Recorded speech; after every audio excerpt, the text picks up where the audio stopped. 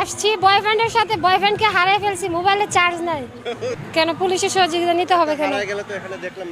না, আমরা ব্রাহ্মণবাড়িয়া মানুষের পুলিশের সাহায্য নিতে হয় না, একাই 100।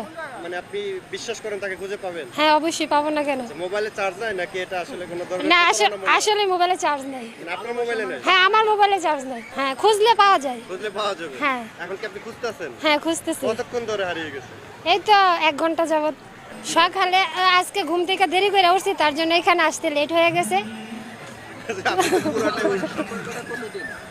প্রায় 7 বছর। একই কলেজে পড়াশোনা করতাম, ওইখান থেকেই পরিচয়। সামনে আশা করছি বিয়ে করব, এটাই সংসার করব।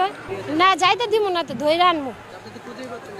পেয়ে ফেলবো না, মোবাইলে না চার্জ নেই। আমি তো অ্যাড্রেস জানি, ঠিকানা জানি, বাড়িতে যা বসে থাকো হয়েছে। আরো কিছু বলতে হবে? অনুভূতি তো ভালোই, সেজে গুজে আসলাম, 2000 টাকার মেকআপ করে আসলাম, বয়ফ্রেন্ডের সাথে দেখা করতাম, কিছুক্ষণ কথাবার্তা বললাম, কোথায় জানে হারিয়ে গেছে, এখন খুঁজতেছি। না মেকআপ তো এটা নর্মাল জিনিস, এখন তো সব মেয়েরাই করে। আর পয়লা বৈশাখের দিন তো একটু বেশি সাজবে, বাঙালিরা মানে তো সাজগোজ পরিপাটি। না না, আমার কাছে তো মনে হয় আমাকে দেখে বেহুশ হয়ে কোনো হানে মনে হয় অজ্ঞান হয়ে গেছে, হয়ে রয়েছে। হ্যাঁ আপনি কোনো পুলিশের সহযোগিতা বা আইন? না সহযোগিতা নিতে হবে না, দেখি কিছুক্ষণ পরে আরেকজনের কাছ থেকে মোবাইল নিয়ে কল দিয়ে দেখবো কোথায় আছে। আর এখানে তো পানি আছে, যদি অজ্ঞান হয়ে যায় পানির মধ্যে চুবাই আবার জ্ঞান ফিরিয়ে নিয়ে আসবো।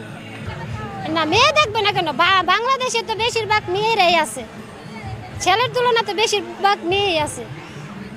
আপনি শিওর যে সে যাচ্ছে না? না সে যাচ্ছে না। অবশ্যই আমাকেও বিশ্বাস করে, আমি ওকে বিশ্বাস করি, আমি ওকে প্রতারণা করি না, ও আমাকে প্রতারণা করে না। আর তার মধ্যে যদি এখন তো কত ফটকি আছে, একসাথে 3-4টা চালায়, তাহলে তো ছাইরা যাইবে। যদি ধরা পড়ে তাহলে তো চইলা যাইবে। আমার মতো পিওর লাভ করতে হবে, একদম রিয়েল। না আমি কেন গোয়েন্দাগিরি করবো? না সন্দেহের মতো তো কোনো প্রশ্নই আসে না। ও